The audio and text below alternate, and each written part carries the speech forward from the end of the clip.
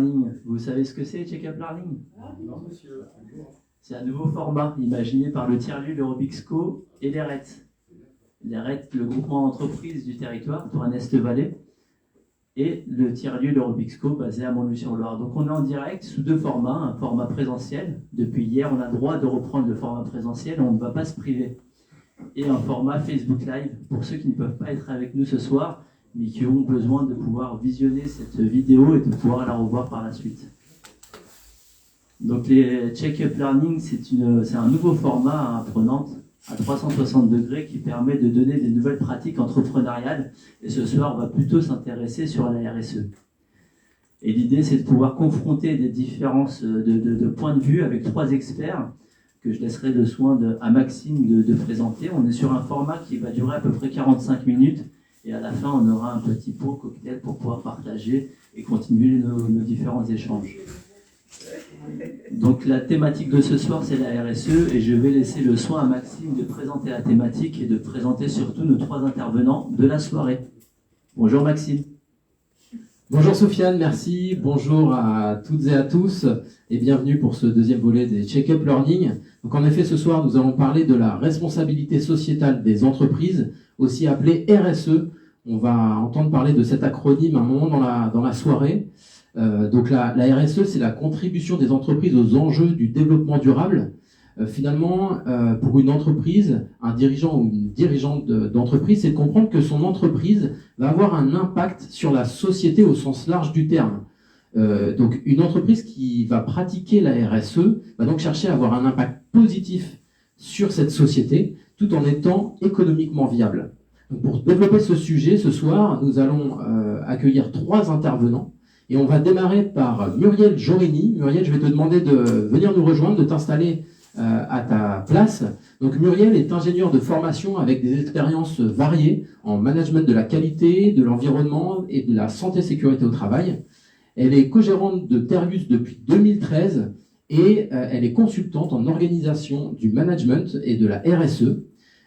Et au sujet de la RSE, Muriel est ambassadrice du label Lucie. Bonjour Muriel, est-ce que tu peux justement nous décrire en 2-3 mots tes activités? J'ai essayé de synthétiser l'ensemble de tes casquettes, mais je vais te laisser le soin de développer. Merci. Oui, bonjour à tous.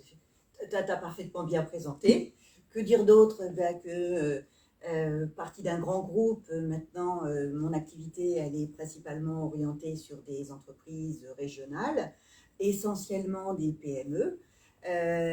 C'est un terrain de jeu incroyable où je développe avec les dirigeants de ces entreprises un nouveau management, un management global basé sur la RSE, en essayant le plus possible de développer l'intelligence collective au sein de ces entreprises.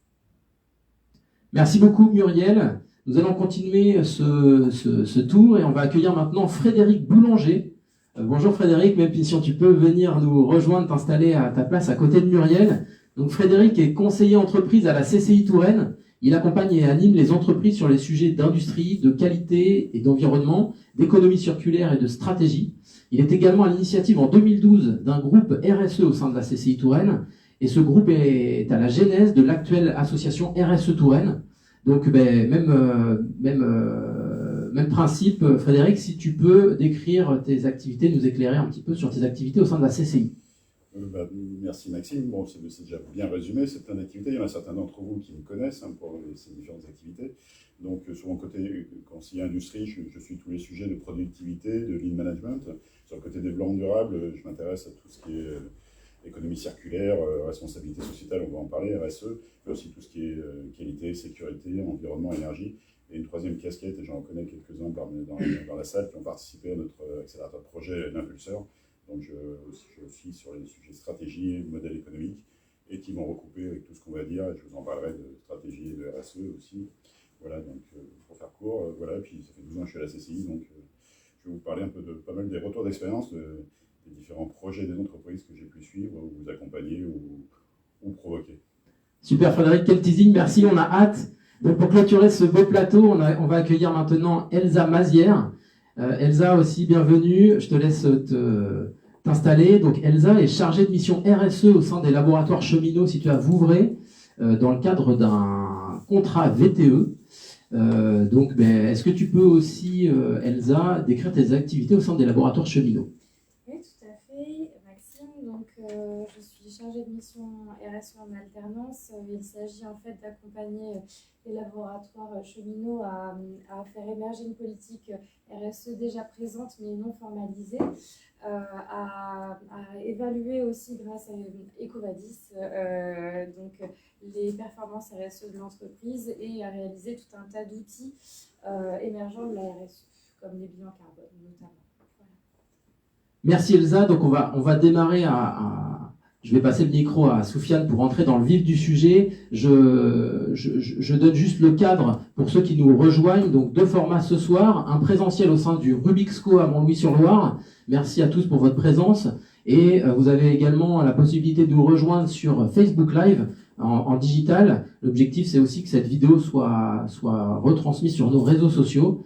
Donc là, on va partir sur 45 minutes de tour de table. Nous avons préparé bien sûr des questions pour faire le tour à 360 degrés de cette thématique de la RSE.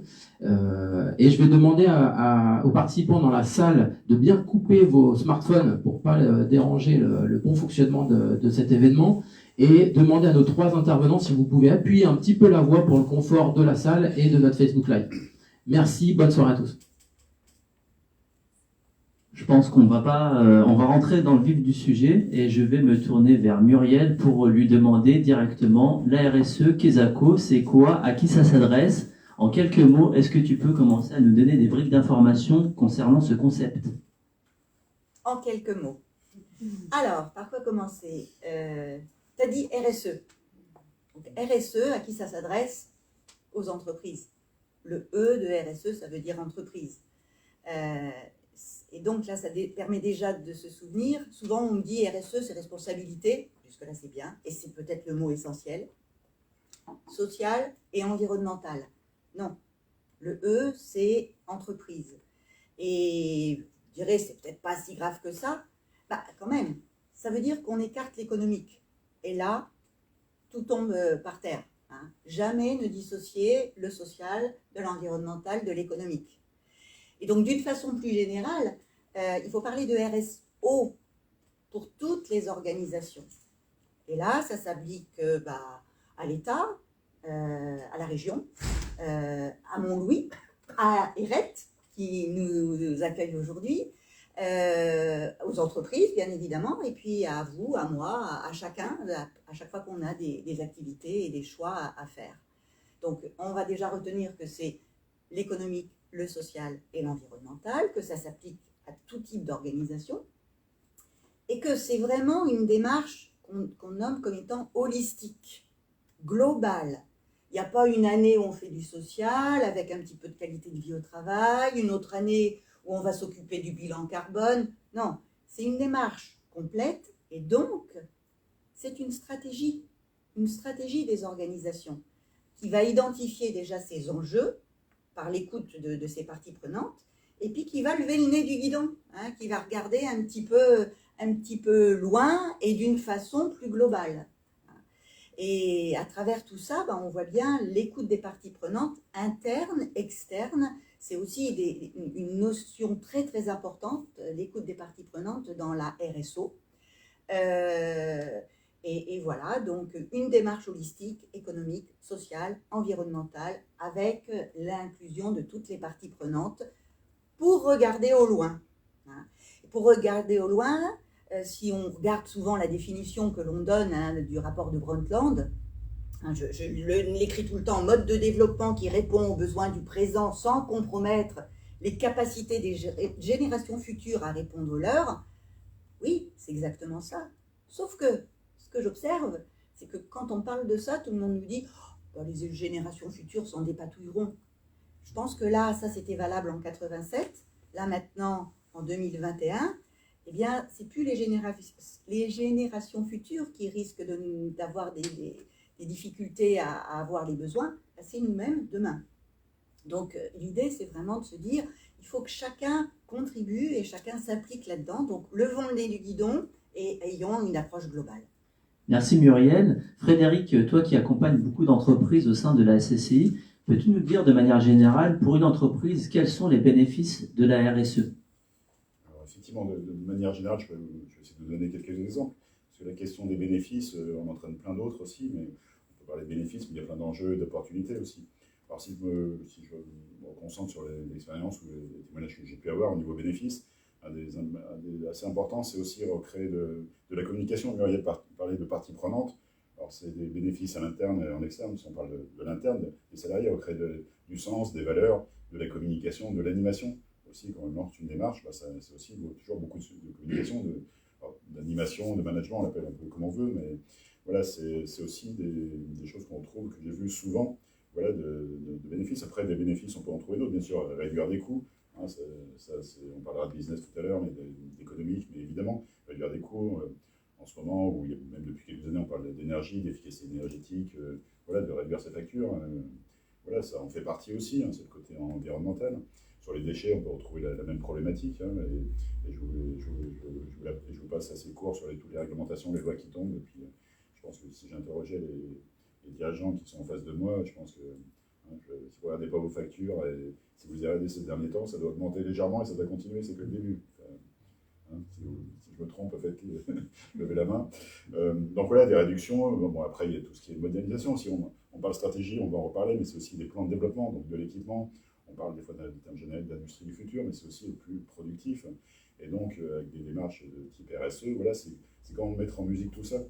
Et ça reste, je reviendrai sur la communication, l'animation, mais il y a la stratégie, le plan d'action et la déclinaison de tout ça. Donc des bénéfices, voilà, c'est la cohésion sociale, maîtrise des risques aussi, qui peut être une approche qu'on a vue chez certains chefs d'entreprise qu'on connaît bien aussi, Antoine. Voilà, maîtriser tous les risques.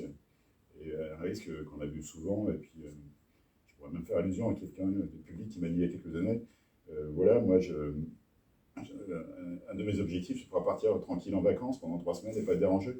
Et voilà, donc ça peut être aussi ça, mais ça veut dire qu'il faut s'organiser, il faut mettre tout le management, toute l'organisation en place pour que les gens se débrouillent et que le dirigeant ne soit pas indispensable. Je pense que ça doit aussi vous parler quand vous n'êtes pas là ou vous êtes parti. Voilà, donc c'est plein de choses. Alors, bon, l'enjeu de notre discours, ça veut dire que la RSE, c'est pas forcément quelque chose de nouveau, c'est aussi du bon sens, des choses qui existent. C'est aussi voilà, tout ce que vous faites tous les jours, mais peut-être un prisme, une façon de voir différemment tout votre management, votre stratégie.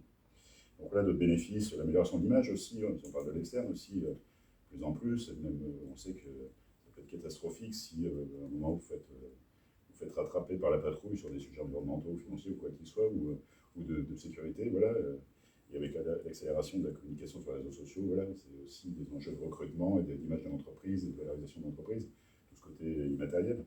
Voilà, après d'autres enjeux, alors je ne sais pas tous, j'ai sous les yeux une liste, mais on ne va pas tous les dérouler, mais voilà, l'intégration territoriale, être présent sur le territoire, et un peu ce que fait un groupement d'entreprises, voilà, c'est aussi dans cet état d'esprit du RSE, se rencontrer, échanger ses bonnes pratiques. Et puis l'environnement, j'en ai parlé, mais des fois j'ai tendance à oublier pendant la préparation, mais elle m'a rappelé aussi qu'il ne faut pas oublier l'environnement aussi. Et un autre point peut-être où je te laisse la parole sur la gouvernance aussi, c'est que tu l'avais cité. Oui, je pense que moi les retours d'expérience que j'ai au niveau des PME que j'accompagne beaucoup, c'est vraiment au niveau de la gouvernance que ça se situe le plus, parce que souvent, on manque de stratégie. On me dit souvent, mais nous on est des petites entreprises, on n'a pas de stratégie. Mais bien sûr que si, il y a des stratégies. Alors elle est souvent sous forme volatile, hein, dans la tête du dirigeant, sous sa douche. Hein, donc ce qui n'est pas facile pour les salariés de pouvoir suivre cette stratégie. Et la démarche RSE avec la logique participative, là vraiment où ça amène un gain, c'est le fait de partager avec notamment ses salariés, mais pas que, hein, où on va donner un cap et puis permettre un pilotage pour tenir ce cap. Les bénéfices de la RSE, quand on a une volonté d'avoir une approche holistique, pour reprendre ton terme, ça va permettre de mieux faire les choses et du coup, en fait, d'avoir, grâce à la communication et grâce à l'optimisation, que ce soit des ressources ou des enjeux stratégiques, en fait, on va aller dans une démarche RSE et on va gagner, avec une volonté de bien faire, on va gagner en mieux faire. Et je trouve que c'est aussi, tu parlais de lean management, enfin, tu es coach en lean management. Coach, pas encore. Et du coup, c'est une façon d'aborder la performance des entreprises à travers la politique RSE. Justement, Elsa, sur des sujets tellement actuels, la marque employeur, l'image de marque, la e-réputation, est-ce que la RSE, ça peut être un levier pour booster tous ces sujets? C'est évidemment un levier, c'est un levier essentiel dans l'approche marketing d'une marque qui doit se développer. Donc, en effet, il y a la notion de vitrine, de ce que l'on va mettre en place pour avoir une belle conscience verte qui peut s'acheter à grands frais aussi. Néanmoins, en fait, avec cette motivation d'être sur la scène médiatique assez irréprochable, on va avoir tendance à prendre conscience en fait du message qui va être cru, et puis l'intérêt d'avoir un public qui répond directement à nos publications et à nos actions. Eh bien, on va devoir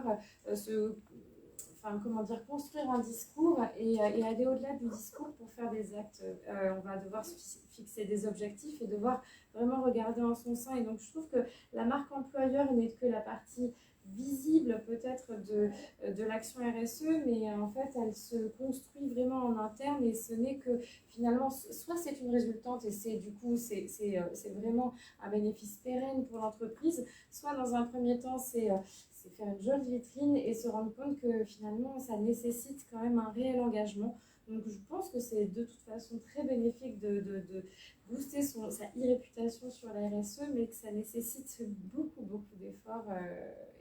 Et c'est en ça que la RSE, il y a le mot responsabilité. Voilà, c'est pas aussi toc et factice que ça en a l'air, cet enjeu de développement durable. J'aurais tendance à dire que ce problème de communication externe, greenwashing ou social washing, c'est plus un risque pour les grands groupes que pour les PME. Parce que les PME s'occupent d'abord à travailler avec leurs salariés, et à partir de ce moment-là, c'est les salariés qui portent les messages, et alors là, c'est que du bonus par rapport à l'attractivité. Et moi, je vois chez mes clients PME locales, vraiment en termes d'attractivité des talents, c'est vraiment là l'impact majoritaire par rapport aux bénéfices. Voilà. Et quand on cherche les bonnes personnes, eh bien, on est content d'avoir des arguments pour attirer ces talents. Et justement, pour vous parler de greenwashing, ce qui est bon de rappeler, c'est qu'en effet, la RSE s'adresse à l'ensemble des entreprises, très petites ou moyennes et grandes entreprises. On le voit même dans les marchés publics, les appels d'offres. Parfois, c'est le volet principal pour répondre à ces appels d'offres-là, c'est la RSE. Alors la limite, c'est quoi? Parce que quand on peut mettre en avant chez une TPE justement toutes ces actions RSE, comment on peut vérifier la véracité en fait de ces principes-là? Vérifier. En fait, c'est comment on fait le lien entre une vraie démarche et peut-être une politique de communication. Certaines grosses entreprises sont soumises à un rapport extra-financier qui va permettre de faire émerger des indicateurs. Vérifier une démarche RSE, ça se fait à travers des labels, des certifications comme Lucie, comme entreprise à mission, qui est aussi une belle innovation. Après, c'est vrai que les données internes d'une entreprise sont quand même à la discrétion de ceux qui les publient, mais je trouve que pour certifier une démarche et pour montrer une certaine transparence de ce que l'on va communiquer sur la RSE, les engagements labels, que ce soit sur la provenance, forêt durablement gérée ou un prime vert, c'est une entreprise qui va se munir d'un ensemble de certifications qui va venir asseoir en fait son discours. Et là, on va avoir du coup une vraie construction d'une communication RSE. Pour moi, c'est comme ça que je le vois. Je vais aller vérifier le discours et les engagements et les labels. Alors c'est vrai que le premier élément, c'est la différence entre l'autodéclaration et puis la vérification tierce partie, que ce soit par Lucie, la fac, Vigéo, enfin il y en a autant que voilà, on peut en faire une longue liste, mais j'aurais tendance à dire que, je vais reprendre encore la posture de la PME, hein, ce qui est en fin de compte important, c'est de savoir, pour moi, c'est quoi les enjeux les plus importants. Alors effectivement, on peut avoir des entreprises qui aient plein de certifications, de labellisation et compagnie, mais la RSO, c'est jamais terminé. Il y a tellement de sujets et à chaque fois qu'on approche un sujet, on peut creuser le sillon toujours plus loin. Donc on n'a jamais terminé, on peut toujours dire c'est du greenwashing parce qu'ils ne font pas ça. Ah oui, mais il y a plein d'autres choses qu'ils font. Donc en fin de compte, c'est compliqué. L'important, c'est de se dire c'est quoi, qu'est-ce qui est important par rapport à mes enjeux à moi dans mon entreprise. Et à ce moment-là, ne pas hésiter à aller poser des questions à son fournisseur, mais pas sur toute la démarche RSO parce qu'on n'en finit pas, mais de dire, moi voilà, mon enjeu, c'est de savoir, je ne sais pas, j'ai des entreprises qui disent lutte contre le plastique. Hop, qu'est-ce qu'on fait? Le suremballage, les matières premières, qu'est-ce qu'on fait dans cette logique-là? Et on y va. Et on cherche les mieux-disants parce qu'on se dit, tiens là, eh bien, on converge vers un effort commun. Et c'est parce qu'on va tous converger que ma petite goutte d'eau de petit colibri, eh bien, elle va petit à petit devenir une petite rivière et puis un océan. Donc moi, j'aurais tendance à dire, il faut oser, même en tant que PME, aller à la rencontre de son fournisseur et poser la question qui nous est importante. Et puis voir ce qu'il en est. Plutôt que de se cacher derrière des gros labels et compagnie qui peut-être n'ont pas de sens par rapport à soi. C'est générique. Voilà. C'est générique. C'est aussi, c'est aussi du bon sens, aussi puis des valeurs. Peut-être un mot qu'on vous rappellera souvent, c'est ces valeurs et les valeurs des autres. Alors c'est comment arriver bien à les cerner, si elles sont vraies ou pas, ou dans les différentes communications. Moi, chez Grand Local, avec les PME, et puis pour prendre même des exemples, je travaille avec mes collègues de la Chambre d'agriculture, on accompagne des entreprises sur leur stratégie. Et là aussi, il y a des vraies valeurs, il y a des vrais terroirs, des choses fabriquées locales. Dans l'alimentaire, on peut peut-être plus s'y retrouver, et d'autant plus si on se tourne vers le local. Et les exploitations agricoles font de la RSE depuis tout le temps. Ils sont liés à la terre, aux hommes, à la météo. Donc là, je trouve que c'est des super exemples et on se retrouve assez facilement. Voilà, donc après, c'est clair, c'est pas facile de se retrouver, mais avec un label, qu'est-ce que ça veut dire? Voilà, qu'est-ce que veut dire le label? Est-ce qu'on est tous experts pour juger des critères de ce qu'il y a dans un label ou non? Voilà, moi, c'est pour ça que je parle un peu au nom de la CCI aussi, mais surtout, voilà, essayer de trouver les PME locales et de les comprendre, de les connaître, et ça demande un effort, tout ça. Ça demande un effort personnel et professionnel. L'avantage d'un label, c'est que quand je dis que c'est générique, c'est qu'en effet c'est non identifié, mais ça permet aussi de se dire qu'il y a des critères pour être labellisé ou être certifié pour une entreprise qui permettent en fait de se structurer et d'avoir essayé d'établir une cartographie de la démarche RSE. Et en ça, c'est rassurant quand on veut savoir si une entreprise ou une PME ou autre est engagée dans une démarche RSE, c'est qu'à un moment, elle a fait une table rase et elle a essayé de cartographier ses processus, ses politiques, ses engagements, ses valeurs, ses objectifs aussi, et qu'il y a un moment, ils se sont concentrés à faire un état des lieux. C'est pas forcément le cas de toutes les entreprises qui font de la RSE ou de la RSO quand on pense à l'ensemble des parties prenantes. C'est que dans l'appréciation de pouvoir se dire on va aller vers tel ou tel fournisseur, ça balise un peu quand même le chemin de savoir qu'il existe des labels et qu'il y a des entreprises qui ont fait cette démarche-là de certification. Oui, le label amène surtout, tout à l'heure, tu parlais de réduction des risques. Eh bien, quand on est client d'un fournisseur et on sait qu'il est rentré dans une logique RSO et qu'il y a un label qui en témoigne, eh bien, ça veut dire qu'il a levé le nez du guidon, pour reprendre ce que je disais tout à l'heure, et puis regarder tous ces risques et est dans un processus de s'améliorer. Et donc, moi, je suis son client, je prends moins de risques parce que j'ai un fournisseur qui lui-même est en train de traiter de ces risques. Donc, même s'il ne correspond pas à mes enjeux, je suis plus tranquille parce que mon fournisseur est dans cette logique-là, certifié attesté par une labellisation. Donc on le voit bien, et puis vous l'avez démontré à plusieurs reprises, que la RSE avait un impact positif sur plein de sphères de l'entreprise.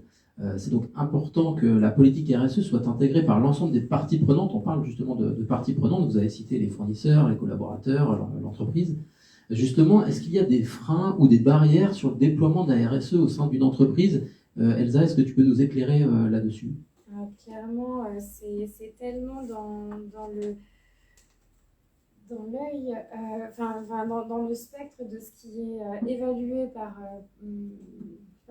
les différents acteurs d'une entreprise et par la façon dont elle est perçue, que je ne vois aucun frein à engager une démarche RSE. Les collaborateurs vont devoir faire preuve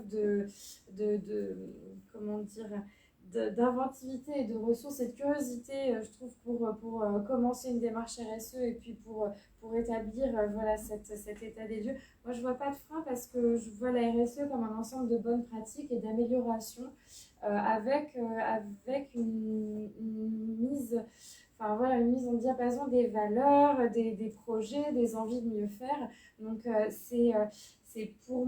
Enfin, voilà, on va pas avoir une appréciation de la RSE comme étant une contrainte ou comme étant quelque chose de négatif. C'est forcément une démarche positive et donc l'impact positif est complet, que ce soit en interne ou en externe ou avec les différentes instances de l'entreprise. Moi, je vois ça comme... Enfin, c'est une plateforme d'échange des bonnes pratiques. Donc, je vois aucun frein. Donc si je comprends bien, avec une bonne communication et avec de l'implication de chacun, pas de barrière, pas de frein. Si, enfin, c'est pas derrière qui va confirmer. Non, alors, ça dépend de quoi on parle. Se lancer dans une démarche RSE, aller dans ce sens-là, et se poser des questions par rapport à sa stratégie, oui. Après, c'est dans la mise en place en interne, là, il peut y avoir des freins, puis des freins naturels, de tout le monde, humain, voilà. C'est pas rentable. Même avec les masques, j'en vois qui sourient, mais les freins, voilà, je peux vous citer des exemples, mais c'est de la communication, donner du sens, expliquer à chacun à son niveau, voilà, qu'est-ce que c'est. Et puis avec les acronymes, bon, on a pas mal, des fois il faut les oublier, voilà, RSE, ou expliquer les choses simplement, ou donner un nom, ou faire ça tous ensemble. Moi, si je cite un exemple d'une PME qui a commencé à parler de ses salariés, ils lui ont répondu, ouais, chouette, c'est les vacances. Pas tout à fait, la RSE, c'est pas que ça. On peut être plus sympa, on peut mettre du bien-être, de la sécurité, on peut vous écouter, on peut faire plein de choses ensemble, donner du sens, mais c'est pas pour ça que voilà, vous allez faire ce que vous voulez. Il y a quand même, voilà, si vous citez un exemple d'une entreprise du nord du département qui m'a raconté ça une fois, voilà, donc des freins en interne, oui, on va en trouver, puis d'autres freins, puis peut-être que je pourrais te laisser la parole à Muriel, mais aussi des prérequis, il faut que les dirigeants, surtout dans une PME, soient convaincus, quoi. Hein, si vous n'êtes pas exemplaire et leader, hein, c'est vrai pour la RSE, mais pour toute la vie d'entreprise, hein, voilà, c'est pas pour dire, bon, si c'est les dirigeants, ils assurent pas, ça va pas le faire, mais non, il faut aussi, je pense que vous le savez, et Muriel, tu confirmes, quand on parlait de gouvernance tout à l'heure, il faut qu'elle soit établie, et chacun à son niveau, et que le chef d'entreprise montre l'exemple et soit convaincu. Bien sûr. Alors, tu as raison, Elsa. Dans le concept, il n'y a pas de frein. Puis après, il y a la réalité. Et la réalité, en fin de compte, je dirais juste qu'il faut oser. Moi, ce que je vois, c'est qu'il y a beaucoup de dirigeants d'entreprise ou s'il y a quelqu'un qui est en charge des ressources humaines, qui ne va pas oser aborder certains sujets avec leurs salariés. Et quand ils vous voient rentrer sur certains sujets, je commence à les sentir se raidir un petit peu en disant « Oh là là là là ». Et puis, à leur grande surprise, il y a des choses très très structurantes, constructives qui en ressortent. Il faut oser. Les commerciaux, quand ils vont voir leurs clients, pas pour leurs produits, parler, satisfaction client, mais commencer à regarder d'autres choses. De l'innovation sur les services, sur est-ce qu'ils sont sensibles à tel et tel point. Ils n'osent pas. Parce que ce qu'ils cherchent, c'est le court terme. Ils ont cette habitude-là. On cherche la commande sur le court terme. On lève le nez du guidon, toujours, et on regarde le coup d'après. Et là, on ose. Et en fin de compte, je crois que les freins, c'est qu'on n'ose pas aller sur ces nouveaux sujets. Donc, il faut oser. Du coup, Frédéric, j'ai une petite question. Est-ce un gros mot de dire que la RSE peut être vecteur de business? Parce qu'en fait, on voit de plus en plus de groupements d'entreprises se réunir autour de la thématique RSE. On voit une hausse de campagnes de communication sur les notions de réseau, de développement local, ou encore même plus récemment de Made in Touraine. Est-ce que vous pensez de manière générale, est-ce que vous pensez que la RSE est un moyen de faire du réseau, de faire du business tout simplement? Oui, c'est bien sûr, évidemment. C'est aussi c'est un moyen. Alors, c'est pas peut-être le moyen, ou alors par rapport à sa stratégie, ça peut être un axe sur un produit, ça dépend de l'activité. Voilà, c'est aussi des exemples d'activités ou de modifications ou de réglementations qui tombent, qui peuvent carrément interdire des activités. Sur les produits phytosanitaires, il y a eu des réglementations, il y a les emballages jetables, enfin là je vais un peu parler de toutes les lois économie circulaire voilà, qui tombent et qui interdisent, si vous fabriquez des emballages jetables alimentaires, ça va être interdit. Donc il faut aussi revoir son modèle, sa stratégie et se mettre en ligne. Donc le lien business est fort. Et puis on le voit aussi dans tous les nouveaux usages. Alors, je vais dire ubérisation, mais c'est pas un mot que j'apprécie trop, mais bon, chacun son point de vue. Mais voilà, on le voit dans les modes de consommation, dans les usages. Donc on peut dire RSE, économie circulaire, ou le mot qu'on appelle, mais voilà, il faut tout ça modifie les business. Et je regarde un de ceux qui a fait l'impulseur, hein, qui doit bien s'en rappeler, on l'a pas lâché là-dessus, c'est écouter ses clients, être en veille, savoir quel est l'environnement, et avoir des coups d'avance, prévoir sa stratégie, puis écouter, interroger les clients, quel est le réel besoin du client. Donc la RSE aussi, et l'économie circulaire, l'économie de la fonctionnalité, et plein d'autres choses dont je pourrais vous parler, voilà. C'est ça l'enjeu pour la pérennité de l'entreprise.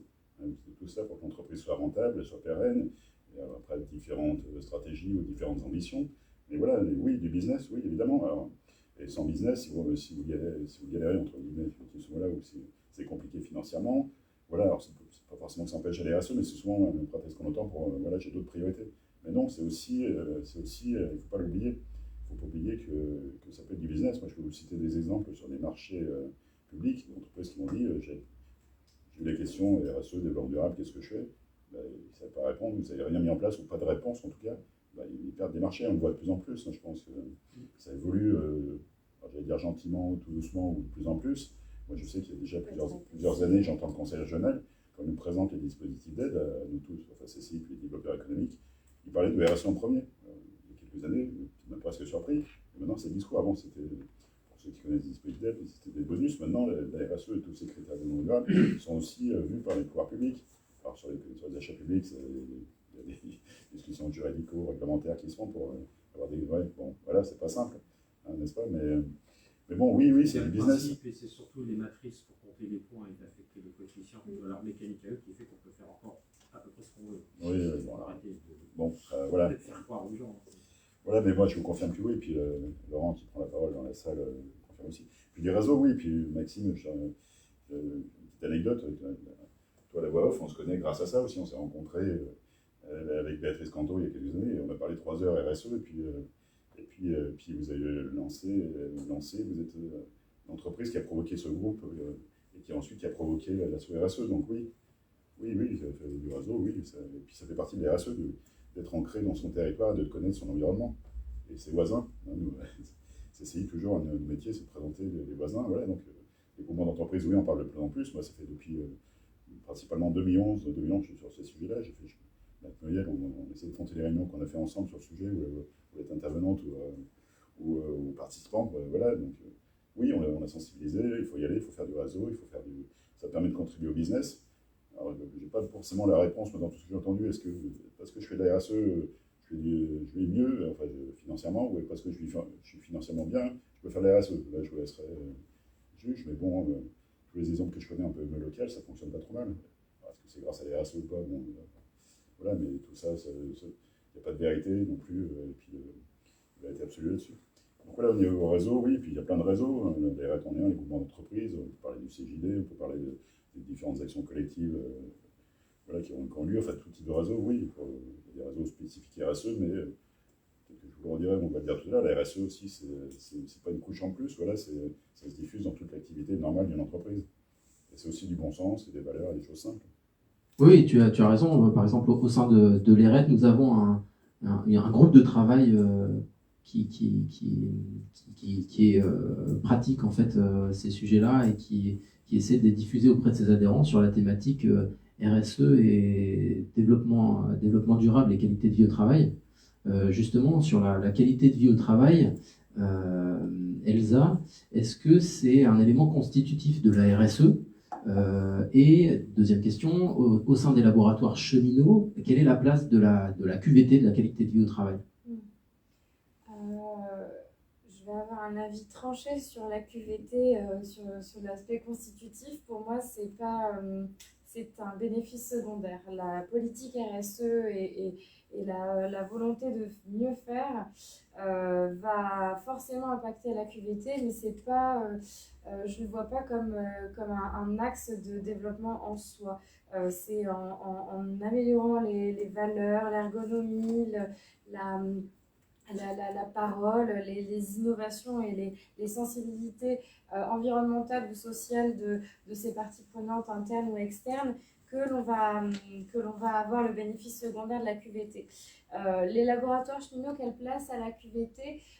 On a, comme on est une industrie, on a un zoom en ce moment assez intéressant sur du coup les troubles musculo-squelettiques, les TMS et les RPS, les risques psychosociaux. Donc ce sont deux politiques deux actions très importantes pour améliorer la QVT. Mais grâce aux initiatives liées à la RSE, on a quand même une meilleure satisfaction des salariés à travailler au sein des laboratoires cheminots. Donc voilà, ça fait partie d'un ensemble de process, la QVT, ça fait partie de l'ensemble de la famille des actions de la RSE, mais ça n'en est pas constitutif, selon moi. Alors, je vais me permettre de revenir sur le concept. Hein. Donc la RSE, sa base, c'est une norme. Bon, bah oui, il faut en parler. Hein. L'ISO 26000, qui est une norme assez récente puisqu'elle date de 2010. Et cette norme s'appuie sur des grands principes. On a de l'éthique, on a de la redevabilité, de la transparence, droits de l'homme et compagnie. Et puis il y a 7 questions centrales. Une des questions centrales, c'est l'environnement. L'autre des questions centrales, gouvernance. Mais il y a une question centrale qui s'appelle relations et conditions de travail. Donc la QVT, c'est 1/7 des grands sujets de la responsabilité sociétale. Donc c'est vraiment constitutif de la responsabilité sociétale. Sociétale ou sociale? Je vous vois utiliser les deux termes de manière indifférente. Ça ne veut pas dire la même chose. Non, la RSE, ça veut dire responsabilité sociétale des entreprises. Donc là, je parle bien de la responsabilité sociétale des entreprises. Il me semble que vous avez prononcé le mot social en début de préambule. Dans la performance sociale, la QVT, elle est directement liée à la performance sociale, et la RSE, c'est à la fois le social, l'environnemental et l'économique. Voilà. Hein?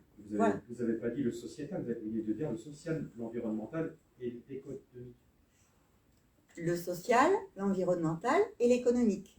D'accord. Et ça forme forme le sociétal. Et tout ça forme le sociétal. Oui. Voilà.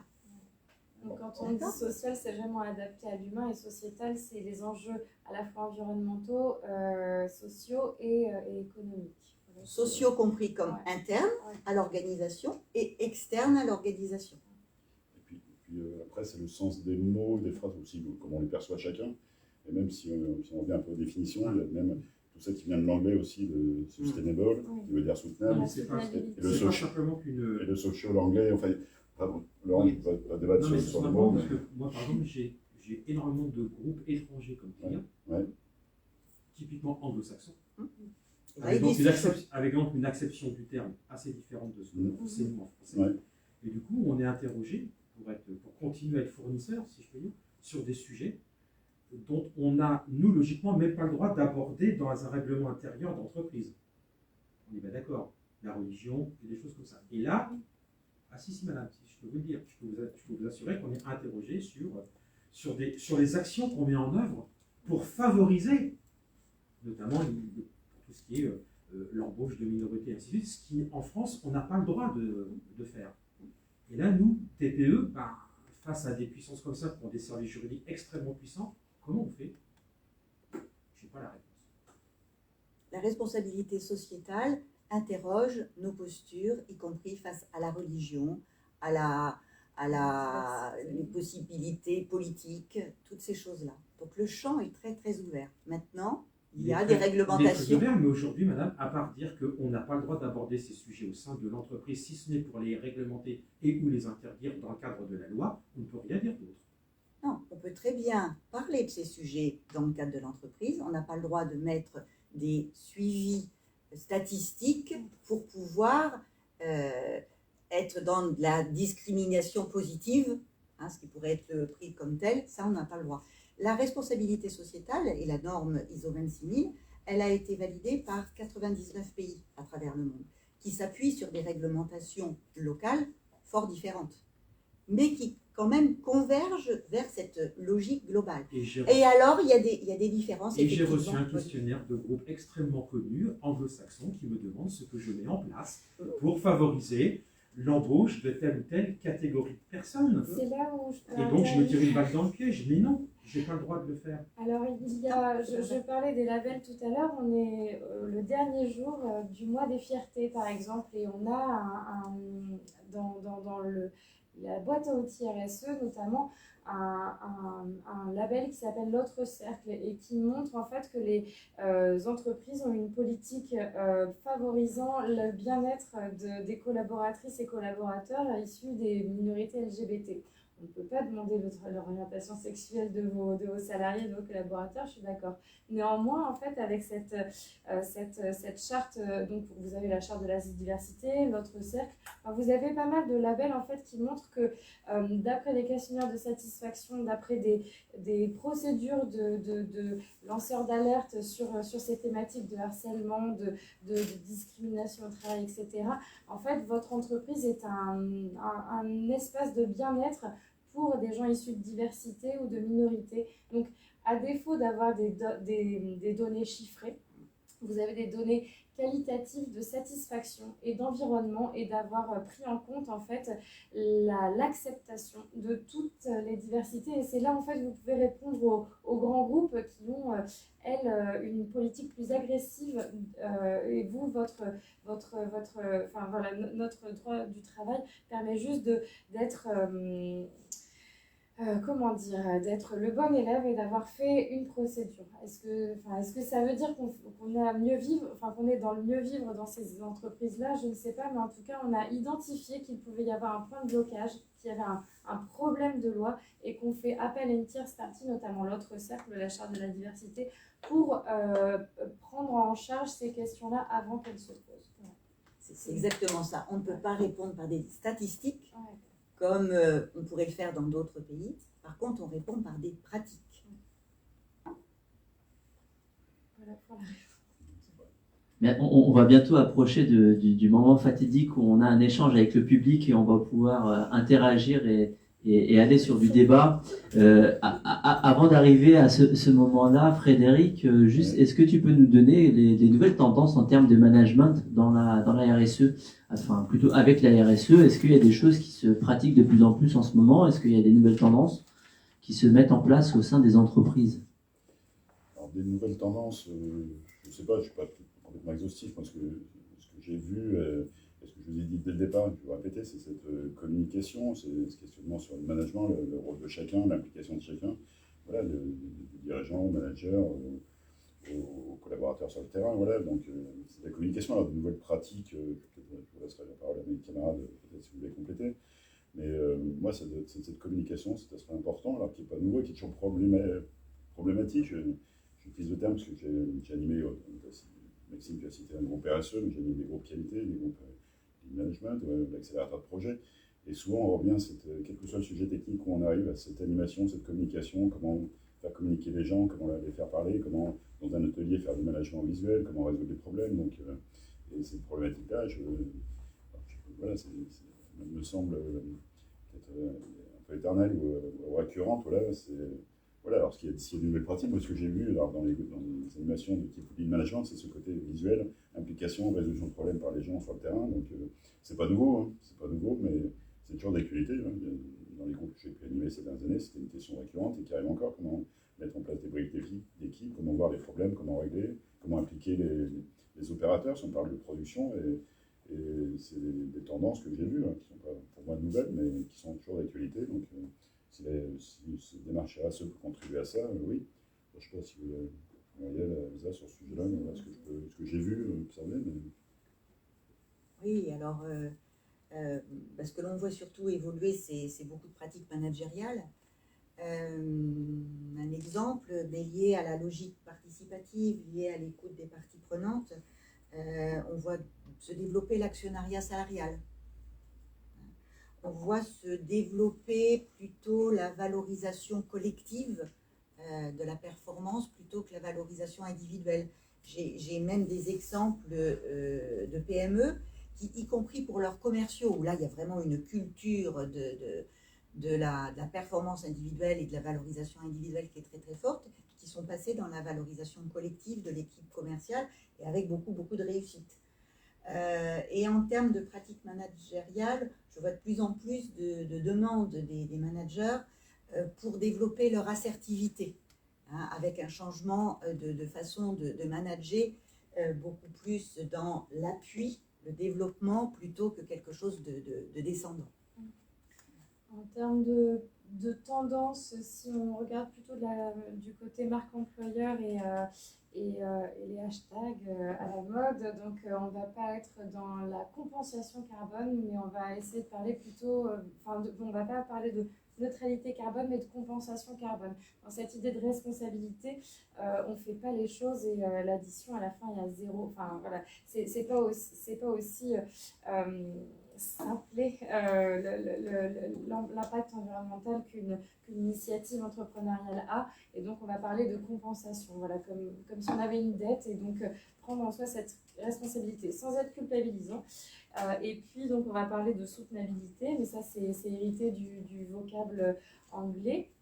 Et puis dans les choses qui sont un peu à la mode, par contre, c'est avoir une communication d'une transparence, mais quitte à ce qu'elle voilà, certaines entreprises misent énormément sur la mise en ligne de leurs bénéfices, du coût des choses, des emplacements de production, et qui vont être extrêmement transparents, quitte à donner leur recette de fabrication. Ça, c'est grâce un peu à la pandémie de 2020 où il y a eu beaucoup de brevets qui ont été mis à la disposition du public pour avoir justement ce partage vital pour que les connaissances permettent de sauver des vies. Eh bien, ça a déteint aussi dans d'autres entreprises pour montrer que avec la transparence, finalement, on obtient c'est une communication toute faite. Voilà, voilà. Chez nous, on fait ça, et du coup, la RSE devient inhérente à l'image de marque. Je trouve ça très intéressant. Voilà. Merci Elsa. On doit respecter un timing, donc on arrive à la fin de cette table ronde. Avant de passer à l'échange avec les participants, que ce soit dans la salle au sein du Rubik's Co à Mont-Louis ou sur le Facebook Live, sur la page Le Rubik's Co, on va vous laisser, chers participants, réfléchir à une question ou mettre en place un débat, proposer un débat autour de ce sujet-là. En attendant, est-ce que vous pouvez, soit Elsa, Frédéric ou Muriel, nous raconter une anecdote sur le sujet de ce soir? Est-ce que quelqu'un veut commencer? Est-ce que vous avez préparé une petite anecdote? Oui, j'en ai certains. J'en ai glissé une tout à l'heure, tes rencontres avec toi, Maxime et Béatrice. Peut-être reparler aussi de l'association RSE, effectivement, qui s'est créée en 2018, je ne sais plus, par la notion du temps en ce moment, mais bon, qui malheureusement avec le Covid a été un peu freinée, mais bon, elle partait d'un groupe de travail. Moi, j'ai certaines entreprises, et ils se sont dit à un moment, le groupe de travail que j'animais, bon, c'est bien, c'était super, des échanges, et on va aller plus loin. Et ils ont créé quelques-uns, et puis dans ITP, il y a Florent, le collègue de Maxime qui participe, un certain nombre d'entreprises et d'associations. Il y a aussi il y avait Terre du Son, le temps machine, aussi pour dire qu'il n'y a pas que des industriels, des entreprises, il y avait très diverses. Et puis on a fait ça un soir dans un bistrot à 5, et puis définir les statuts, voilà, et puis c'était sympa aussi. Et puis on se revoit, la plupart du temps, quand on se revoit avec les anciens ou le noyau dur de l'association, on va boire un verre. Donc voilà, c'est aussi de créer des liens, se revoir en dehors, ou quand on se croise à Terre du Son, voilà, avec, ça c'est un bel exemple. On a pu faire aussi en rencontrant un des organisateurs. Là, et l'anecdote, c'est, je ne sais pas si vous savez, mais c'est un festival éco-responsable, ils montent super loin. Ouais. Ils vont très très loin, je pense. Oui, sur l'initiative RSE très intéressante de Terre du Son, c'est d'avoir co-construit avec une entreprise de réinsertion un modèle de traitement des déchets et qu'ils ont maintenant développé sur toutes les initiatives, même avec Tour Événement. Et voilà, donc c'est ce genre d'initiative vertueuse. Et quand je disais que c'est un échange de bonnes pratiques, c'est que c'est un laboratoire, finalement, c'est un peu plus un tel qui a pris l'aspect financier, un peu plus un tel qui a pris l'aspect communication avec l'association. Et au final, ça fait un mode de traitement des déchets par les festivaliers éco-responsable et en fait, c'est exportable comme modèle économique et ça, à la fois, c'est environnemental et à la fois, c'est social. Une petite anecdote, mais Terre du Son, ils avaient demandé à leurs fournisseurs de boissons et de nourriture de ne pas sélectionner une marque de soda américaine bien connue. Quoi. Donc, c'est pas si simple que ça. Mais ils l'ont fait. On peut aller très loin, en effet. Merci, je vous ai challengé un peu là, j'ai l'impression, sur cette petite anecdote. Merci à vous. Je vais faire un clin d'œil à Anne-Sophie qui est Office Manager du Rubik's Co, qui va vous tendre un micro pour ceux qui veulent réagir au sein des participants à la salle. Si quelqu'un, c'est toujours compliqué de poser la première question, donc on va déjà passer à la deuxième, c'est ce qu'on dit généralement. Est-ce que quelqu'un va intervenir? Donc, bonjour, je m'appelle Prince. Quel est le positionnement de la RSE par rapport aux différentes certifications ISO 9001, ISO 14001, ISO 30001? Parce que moi, j'ai l'impression que dans la RSE, on retrouve tous les articles un peu de ces différentes certifications. Est-ce que ça ne fait pas un peu trop de fois pour les entreprises, notamment les PME et les VTI, et aussi que la déclinaison par rapport aux TPE? Parce que c'est clair qu'on parle de PME et ETI, mais des fois les TPE aussi, ils en ont besoin, quoi, même à 5 salariés. Donc, comment. Donc, en gros, il y a deux questions ou trois questions. Une question qu'on s'est déjà posée souvent et que, Muriel, je pense que c'est ton domaine, si tu veux bien. Alors, déjà, est-ce que ISO 9000, ça parle à tout le monde? Oui. C'est quoi? Qualité. D'accord. Alors, comme dans RSE, tout à l'heure, on disait que le mot le plus important, c'est peut-être le mot responsable. Hein, dans l'ISO 9000, c'est peut-être pas le mot qualité qui est l'important. C'est écoute client. Ouais. Ouais. Mais c'est une certification d'un système de management qui vise la relation client, la satisfaction client.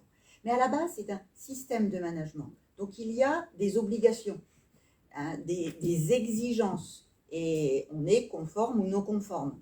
D'où des audits de certification avec une liste de non-conformités qu'on espère le plus court possible. D'accord? Et c'est blanc, noir. On rentre dans les cases ou pas. Et c'est un système de management. D'accord? L'ISO 14000, c'est pareil. C'est un système de management qui vise l'impact environnemental le plus faible possible. L'ISO 45000, c'est un système de management qui va viser la plus de santé et sécurité au travail. Donc là, on vise une partie prenante particulière, c'est les salariés. D'accord?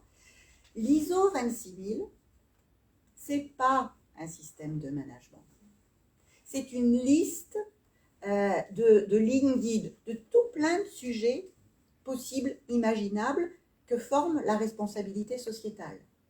Donc c'est énormément plus complexe. C'est un document qui fait 135 pages, alors que l'ISO 9000, ce n'est qu'une vingtaine de pages. D'accord? Ce n'est pas un système de management. Donc on ne sait pas comment mettre en œuvre le management pour pouvoir être dans cette logique de l'amélioration de notre démarche. Par contre, c'est le champ des possibles.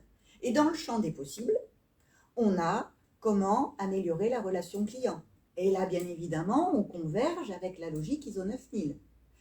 Dans le champ des possibles, on a comment améliorer la santé et sécurité au travail. Et là, on a une convergence vers l'ISO 46000. Bon, 45000.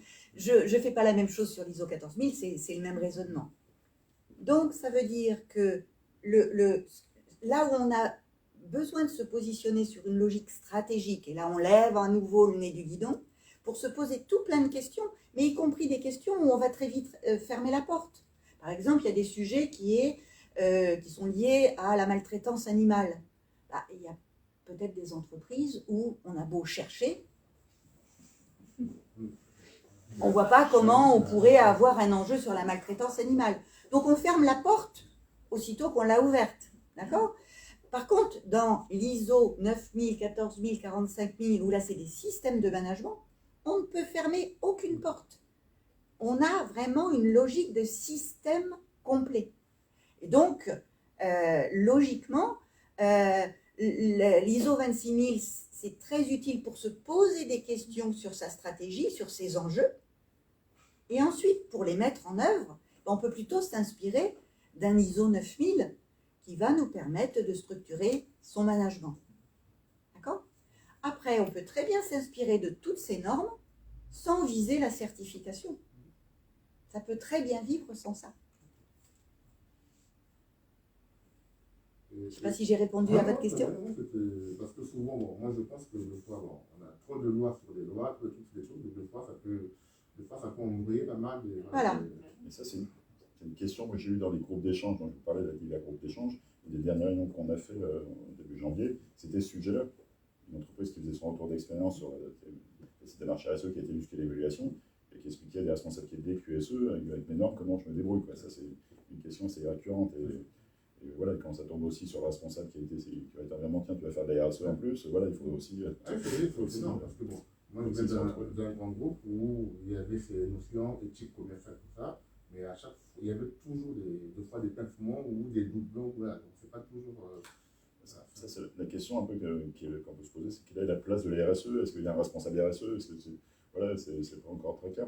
J'ai vu souvent des responsables QSE passer à la RSE, responsable DD, mais est-ce que c'est ça? Non, je pense pas. Enfin, c'est un ensemble, ça concerne tout le monde. Et comme ça devrait aussi, la qualité devrait concerner tout le monde, c'est pas le responsable qualité qui fait la qualité, mais la RSE couvre tous les sujets d'entreprise. Donc, et ça, c'est un vaste débat. Et quelle est la place de ça?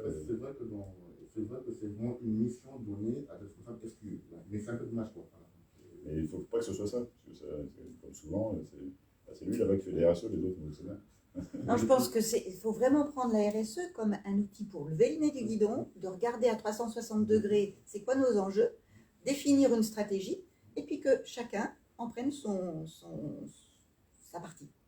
Là, c'est quelle est la déclinaison par rapport au TPE? Souvent vous parlez PME, mais par rapport au TPE, je pense qu'il y a des TPE de 3 salariés, 5 salariés, voire 10. Ça en a besoin aussi. Comment vous faites la déclinaison? Mais même un chef d'entreprise. Moi, je viens de terminer une opération collective au niveau de la région centre, et le petit poussé, comme on l'appelait, il était tout seul. Sauf qu'il avait besoin de lever le nez du guidon et de regarder tout ce qu'il y avait autour de lui. Et donc, il s'est inspiré du questionnement de la responsabilité sociétale pour se dire, c'est quoi mes enjeux et comment je peux me structurer pour grandir, pour faire les choses bien, pour faire les choses qui ont du sens pour moi. Et là, il n'y a pas de limite.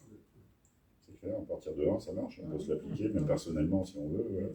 Alors qu'un ISO 9000, c'est un système de management. Donc, quand on est tout seul, il n'y a pas beaucoup de sens. C'est moins sympa quand même. Ça fait moins de bien, moi je trouve que la RSE, c'est mettre un système qualité soi-même. Je sais pas, je suis pas sûr. Sauf que c'est un outil nécessaire pour pouvoir s'améliorer après. Voilà, donc les deux, faut pas leur faire dire papa-maman. Il faut savoir ce qu'elles sont capables de vous apporter. C'est ça qu'on retrouve, de toute façon, quel que soit le système, et même la RSE, c'est l'amélioration continue. Quand je pose des questions, où on est, on mesure, on s'améliore, et puis on se fixe un plan d'action. Alors si on est on se met les priorités les plus importantes, voilà, c'est souvent cette amélioration continue qui est du bon sens, mais qu'on retrouve aussi dans la RSE, et qui doit s'adapter à chacun, quoi. Il a ses priorités, à sa stratégie, et c'est bien fort avec la stratégie. Hein, on vous l'a dit, on vous le répète, on le répétera. Puis moi, je vois même, bon, par la RSE, mais j'ai évoqué l'économie circulaire, toutes les lois, l'alimentation, les nouveaux usages, les nouvelles fonctionnalités. Je vous incite fortement à jeter un œil là-dessus, si ce n'est pas déjà fait, dans toute votre veille, dans la veille que vous faites, hein, dans le SWOT, voilà, les menaces et les opportunités, voilà, de ne pas l'oublier. Voilà, c'est par des outils simples aussi, comme menaces, opportunités, force, faiblesse, et puis de le faire régulièrement, de le refaire, et de construire sa stratégie, et de tout le temps rester en veille, voilà, par rapport aux nouveaux usages, aux nouvelles réglementations, au comportement de vos clients, des utilisateurs.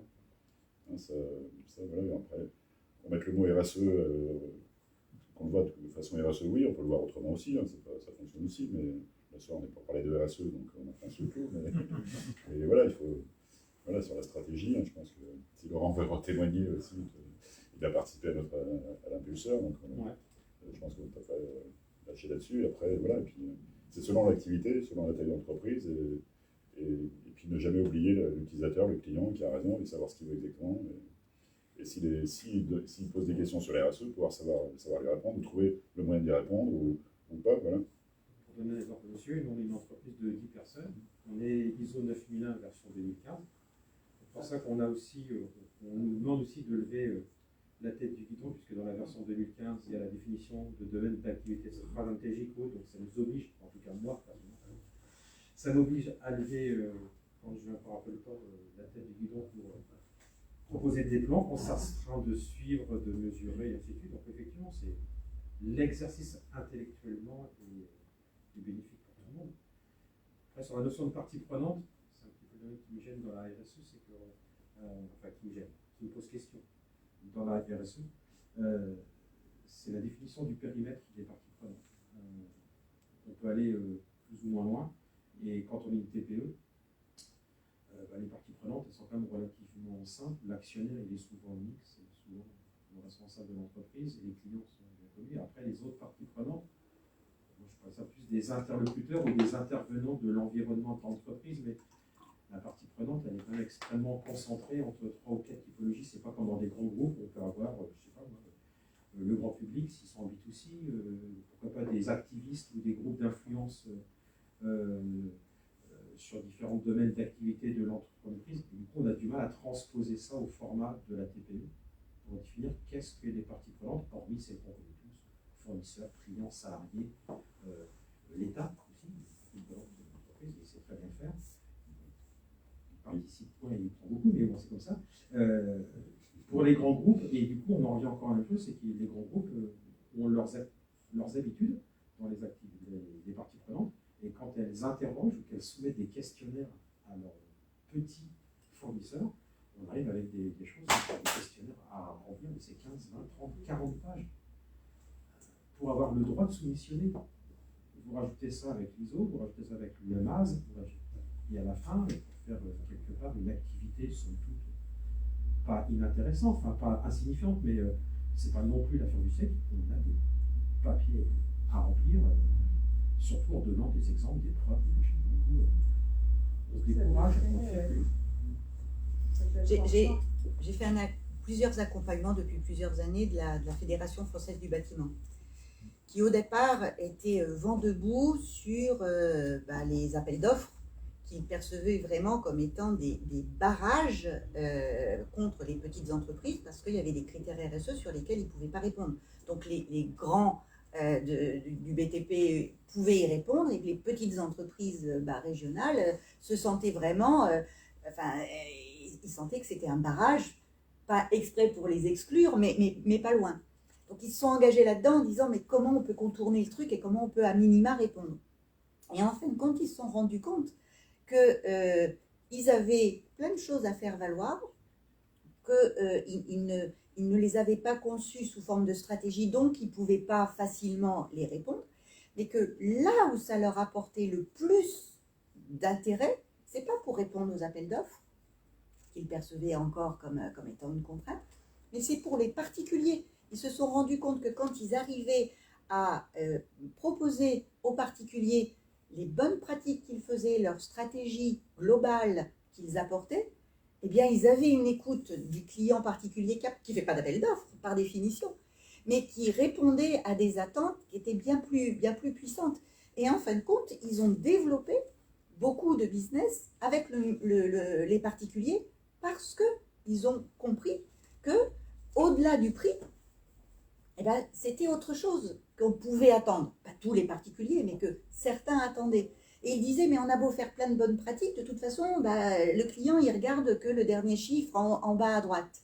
Sauf qu'ils se sont rendus compte que la seule chose qu'ils donnaient dans les devis, c'était ce dernier chiffre en bas à droite. Et quand ils ont commencé à expliquer leur démarche RSE, en première page de leur proposition, eh bien là, il y avait une toute autre approche. Et que là, au lieu de répondre à une contrainte et à un barrage qu'ils essayaient de percer, eh bien, ils ont surfé sur des opportunités qui étaient beaucoup plus positives. espérons que ça puisse se développer. Au niveau appel d'offres, les artisans ont toujours peur d'y accéder parce qu'ils se disent que c'est le prix à chaque fois. Donc, même jusqu'à présent, donc, ils ont toujours peur.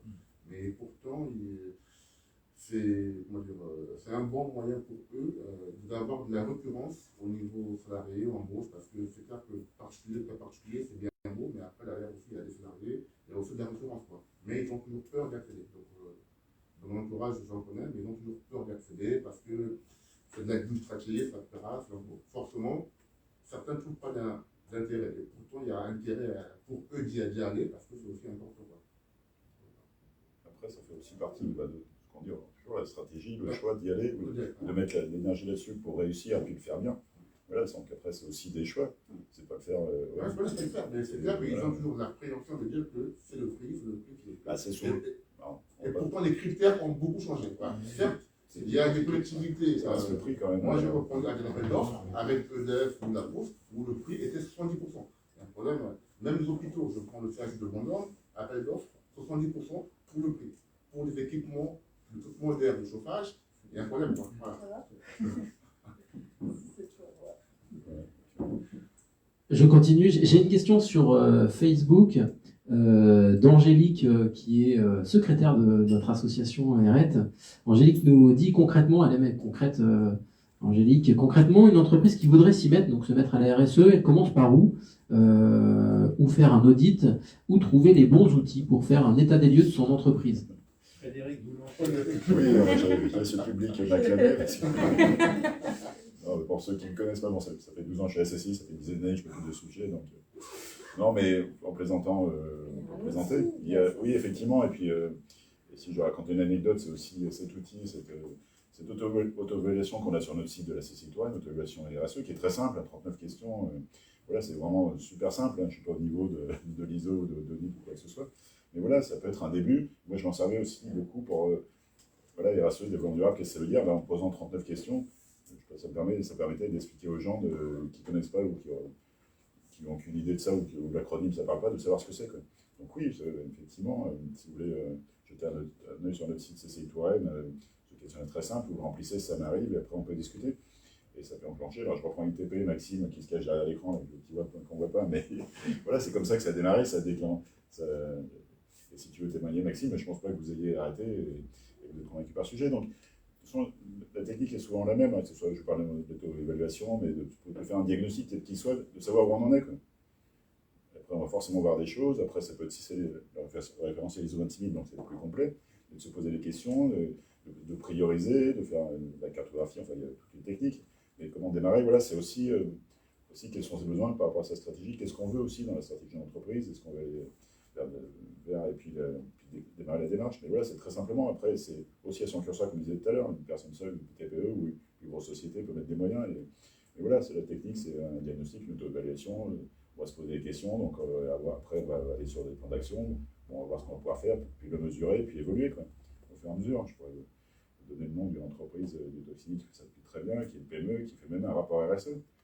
Donc voilà, bon, c'est une PME, ça doit être une soixantaine de personnes, mais la technique, voilà, comment démarrer simplement, c'est se poser des questions, et puis utiliser une méthode un peu de qualité, ou comme je le disais tout à l'heure, de SWOT, de force, de faiblesse, menace, opportunité, de se poser quelques questions, et puis d'avancer, et se mettre le curseur, voilà, le plus simple, celui qu'on peut gérer, mais voilà, comment démarrer, moi, c'est des choses, voilà, je vais laisser parler. Non, mais c'est juste que comment démarrer une démarche RSE, en fait, elle est déjà engagée, et c'est juste qu'on n'a pas fait l'état des lieux. Pour moi, on a de toute façon des bonnes pratiques, et il suffit de les faire émerger, de les valoriser, de les processiser, et puis que ça devienne de plus en plus naturel pour toutes et tous. Donc, elle est déjà engagée, il suffit juste de mettre les phares sur finalement des choses, et puis après de s'acculturer de ce que c'est que la norme ISO 26000 ou des objectifs de développement durable, ou enfin voilà, si vous êtes plus dans les questionnaires auto-évaluation, bref, tout ça, ça va vous donner des échos, et va vous challenger sur des points que vous n'avez pas encore inventés comme démarche RSE, mais la démarche RSE, elle existe de base dans une entreprise, dans l'action d'entreprendre. Alors, comment démarrer on peut, alors, ça peut peut-être pardon, tout de suite. Moi, j'ai effectivement fait par la CCI un certain nombre de réunions. La question, c'était comment démarrer. Et même une des meilleures réponses, peut-être, c'est de trouver une entreprise qui l'a fait. Je vous parlais d'un retour d'expérience au mois de janvier. Voilà, c'est avoir quelqu'un qui vous raconte comment il s'est pris, une TPE, et puis vous-même, pour vous dire, ça j'ai fait, ça c'est bien, ça c'est pas bien, ou qu'est-ce qu'il faut faire, ou comment je referai. Avoir un retour d'expérience. Donc, dans les raids, si vous voulez continuer ensemble, si vous voulez vous adresser à des gens qui savent comme Muriel, ou nous provoquer une réunion, voilà, le mieux c'est ça, c'est encore écouter ceux qui l'ont fait simplement et concrètement et qui vous permettront de gagner du temps aussi pour aller directement à l'efficace. Donc voilà. Et concrètement, finalement, si vous êtes parmi nous aujourd'hui, ce que je peux vous dire, et c'était le cas avec cette rencontre-là en 2011 ou 2012 avec Frédéric, si vous êtes là parmi nous, c'est que vous faites des pratiques RSE. L'idée, en fait, ça va être d'avoir cette cartographie et d'aller voir quelle sphère il va falloir travailler et d'enclencher cette démarche d'amélioration continue. Je crois que c'est ça. Est-ce que vous vouliez rajouter quelque chose dessus? Oui, et puis derrière, on va enchaîner par une dernière question et il va falloir qu'on clore ce check-up learning. Les autodiagnostics, oui, j'ai juste terminé là-dessus. Les autodiagnostics, il y en a tout plein. Hein. Il y a celui de la CCI, il y a celui de la Belle Lucie, il y en a tout plein. Le problème, c'est qu'on ne se pose pas toujours les questions pour aller au-delà. On répond, mais on n'arrive pas trop à comprendre ce qui peut se cacher derrière. Et c'est là où c'est intéressant d'aller dans des réseaux pour pouvoir échanger, voir d'autres points de vue, pour aller un petit peu plus loin. Hier soir, il y avait les trophées de la performance globale organisés par le CJD. Et le CJD, et ils refont ça l'année prochaine, organise des petits diagnostics où ils mettent des écoles de Tours à disposition des entreprises pour pouvoir aller poser des questions, des fois qui dérangent, mais qui font avancer le schmilblick. Et puis bien évidemment, après, on peut aller creuser un petit peu plus loin avec des démarches plus structurées. Et là, il y a souvent besoin quand même d'avoir un éclairage pour pouvoir aller appuyer un petit peu plus loin pour pouvoir identifier des enjeux. C'est terminé. Moi, j'aurais aimé savoir ce que vous avez dit que la RSE, c'était une approche globale aujourd'hui. Mais j'aimerais savoir aujourd'hui quelles sont les tendances et les enjeux majeurs auxquels les entreprises vont. Est-ce que c'est plus des enjeux qualité de vie au travail? Est-ce que c'est plus des enjeux développement durable? Est-ce que ça va plus être l'environnement? Aujourd'hui, quelles sont les tendances? Alors, une démarche RSE, je sais que c'est la totalité. Mais donc on peut pas commencer par non, c'est ça, c'est justement ça. On peut pas commencer par un truc environnemental ou un truc qualité de vie au travail. Il faut tout poser. Il faut pouvoir faire avancer ensemble tous ces sujets-là. C'est ça l'idée. Par exemple, Mme Maziel, elle a dit que la qualité de vie au travail, c'était quelque chose qui ne rentrait pas dans non, mais qui ne rentrait pas dans cette démarche. Donc, c'est un bénéfice secondaire. Oui, mais on voit bien que voilà, il y a des choses qui sont secondaires, d'autres qui sont primaires. Et je voulais savoir ce que Elsa exprime, je crois, c'est que par rapport aux enjeux de l'entreprise pour laquelle elle travaille, c'est pas un enjeu prioritaire. Donc, au sein de la norme, tout est à plat. D'accord. Et après, chacun doit lever le nez du guidon, regarder ses propres enjeux, qui prend en compte sa situation initiale et où est-ce qu'il veut aller. Et en fonction de ce cap, eh bien, on met plus ou moins de puissance à tel et tel sujet. Là, ce qu'exprime Elsa, c'est que par rapport à la situation initiale, ce n'était pas l'enjeu prioritaire. Donc, en fin de compte, chacun doit faire son travail. On ne peut pas prendre un kit en disant, bon, hop, ça a été fait dans l'entreprise A, on va le mettre dans l'entreprise B. Ça n'a pas de sens. C'est ça. On voit certaines entreprises, par exemple, je sais pas, Eiffage, pour eux, la RSE, c'est l'environnement. Et eux, ils sont dans une démarche RSE parce qu'ils font attention à l'environnement. Donc, c'est pour ça que je pose cette question, parce qu'aujourd'hui, on parle de RSE, mais... Ils ont qu'à faire des tortues. Et voilà, là, c'est une erreur de libeller. C'est ça qu'on entend, malheureusement. Parce qu'on dit RSE, mais c'est... Toujours l'environnement, c'est bon, je m'occupe de l'environnement, voilà. Du coup je fais de la RSE. Tout à fait. Et là, vous pointez du doigt un problème culturel français. Hein.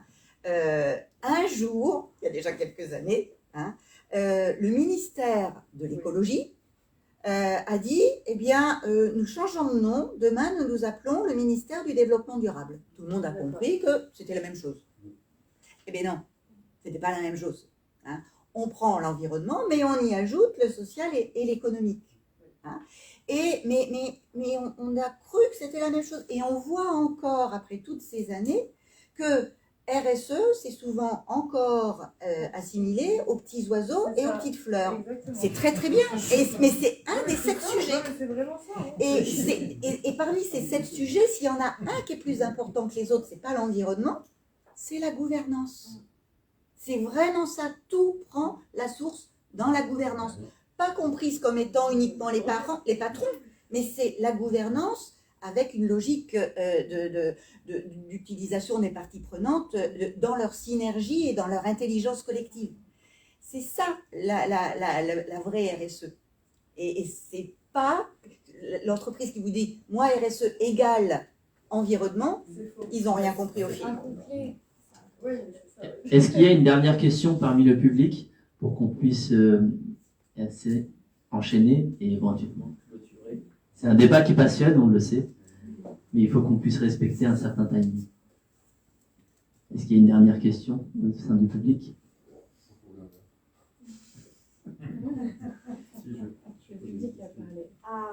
Frédéric a une question. Et Frédéric Patry, Droit Digital, pardon. Je voulais savoir, en fait, si dans le RSE, il y avait notamment un indicateur pour montrer le nombre de commandes ou le pourcentage de commandes que l'on passe dans un périmètre géographique. Par exemple, je sais pas, à moins de 30 km de chez nous, combien de pourcentage de commandes on passe à des entreprises, voilà, de montrer que le côté local, finalement, est valorisé. Ça peut apparaître dans votre rapport RSE. Ça peut apparaître dans votre tableau de bord sur vos indicateurs RSE, à savoir l'éthique, la probité de vos fournisseurs, éthique, probité, provenance, et éco-sourcing et éco-conception. Parce que j'avais une question complémentaire, c'était est-ce que vos acheteurs, par exemple, ils sont suffisamment informés des ressources en local? Parce que je sais que sur certains territoires, par exemple, il y a des cartes de ressources qui sont faites avec des entreprises qui sont dans tel domaine, etc. Ce qui fait que les acheteurs, la première chose qu'ils vont faire, c'est d'aller voir au niveau local. Qui est-ce que je peux trouver à proximité sur mon territoire pour déjà voir si eux, ils peuvent me proposer quelque chose. Même si c'est pas forcément les moins disants, mais au moins déjà commencer par chercher en local, puis après d'élargir la sphère. Pour Cheminot, je vais dire oui, parce qu'ils sont à 10 km de chez moi et je leur ai fabriqué un équipement. Et ça a participé. Alors, il y a deux dimensions à ça. On peut effectivement, au sein du rapport annuel, faire un constat, mais là, on fait juste le constat. Oui. On ne pilote pas. Si, par contre, c'est un enjeu considéré comme tel, hein, une fois qu'on a levé le nez du guidon et qu'on s'est dit en stratégie, voilà, il y a un enjeu, on cherche à développer le local, là, ça peut être un indicateur de pilotage qui, éventuellement, tous les mois, peut être challengé en disant, bon, où est-ce qu'on en est? Il y a des démarches maintenant, il y a un label achat responsable. Et là, l'une des premières, je crois même que c'est la première collectivité territoriale qui a été labellisée achat responsable, c'est la région Centre-Val de Loire. Hein, donc avec un engagement à aller prendre un certain pourcentage, non seulement en local, mais de PME locales. D'accord ? Et chaque organisation peut avoir ce type de logique. Mais de toute façon, pour moi, dans toutes les analyses, c'est un enjeu ou pas en fonction de la situation initiale, mais c'est quelque chose qui coche le développement local, c'est cette question centrale. Ça coche aussi la logique environnementale, parce qu'au lieu que les produits traversent 3 fois le tour du monde, eh bien, on va quand même essayer de faire plus près. Donc, un impact sur le bilan carbone qui est quand même pas négligeable non plus. On va aussi être dans la logique de pouvoir se dire, côté économique, ça favorise aussi le développement des entreprises, le dynamisme local. Donc, ça coche quand même beaucoup de choses. Donc, souvent, dans les démarches de RSE, les achats locaux, mais le local, c'est à géométrie variable en fonction de ce qui peut exister dans ce périmètre-là. Après, ça dépend de la typologie de vos industries, mais dans le pharmaceutique, finalement, ça peut représenter jusqu'à 70% d'amélioration RSE, les achats. Donc, autant vous dire que vos énergies ou votre mode de production, c'est caduque à côté de juste l'approvisionnement. Donc, à partir de là, il y a des outils de pilotage et du coup, on pondère les questionnaires acheteurs pour justement faire remonter les questions RSE et d'éthique, probité locale, éco-sourcing et éco-conception dans la note fournisseur. Après, est-ce que le critère du prix va être comparé avec les enjeux RSE qui est dans le questionnaire fournisseur, mais néanmoins, ça vous donne en fait un axe de pilotage assez intéressant. Voilà. Mais ça, c'est pour la partie pharma. Après, la session va devoir toucher à sa fin. On est ravis de pouvoir vous proposer un cocktail, c'est pour ça qu'elle touche à sa fin en fait. On a la possibilité maintenant, depuis hier, de pouvoir vous proposer un cocktail dans un endroit clos. Donc on vous remercie tous chaleureusement pour votre participation. On remercie bien évidemment nos trois experts du jour pour leur participation à cette intervention ce soir. N'hésitez pas à vous inscrire sur nos différents réseaux sociaux.